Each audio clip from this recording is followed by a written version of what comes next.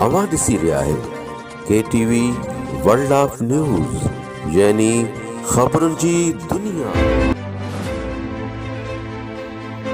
हींअर पेश आहे लाड़कानी मां कल्चरल रिपोर्टर शाहीन सिंधीअ जी रिपोर्ट।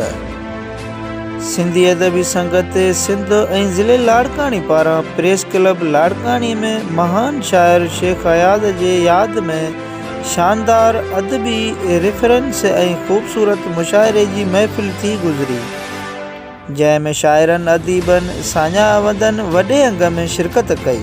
तक़रीब खे सदारती ख़िताब कंदे सिंधी अदबी संगत जे जनरल सेक्रेटरी फ़कीर परियल दायो चयो त शेख अयाज़ सदियुनि जी सदा आहे, संदसि फ़िक्र सदियुनि ताईं गूंजंदो रहंदो। हू समूरनि ज़माननि जो शाइर आहे। हुन पंहिंजे गीतनि ज़रिए ज़बरदस्त मुज़ामत कई आहे। सिंध परस्त शाइर खे वतन फ़रोश सॾण जी मुज़मत करियूं था।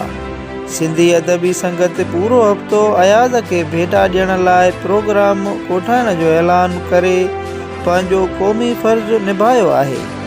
जवाद जाफ़री, डॉक्टर एहसान दानिश, मरकज़ी ऑडिटर कादिर जागीरानी, प्रोफेसर रिज़वान गुल, ज़िले लाड़कानी जे राब्ता सेक्रेटरी प्रोफेसर मल्हार सिंधी, नाले वारे मुज़ामती शाइर साकी अबड़ो, सलात अॻवान इरशाद अली, अर्ज़ाई जन जो चवणु हो त शेख अयाज़ अज़ीम शाइर हो, संदसि फ़िक्र हर दौर जी रहनुमाई कंदो रहंदो।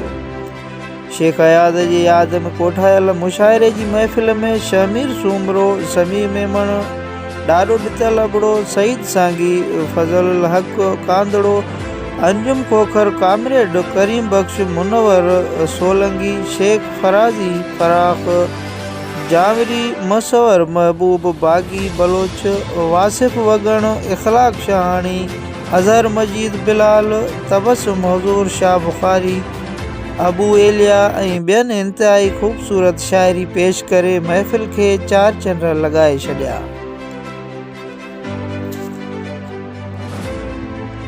ख़बरुनि जी दुनिया।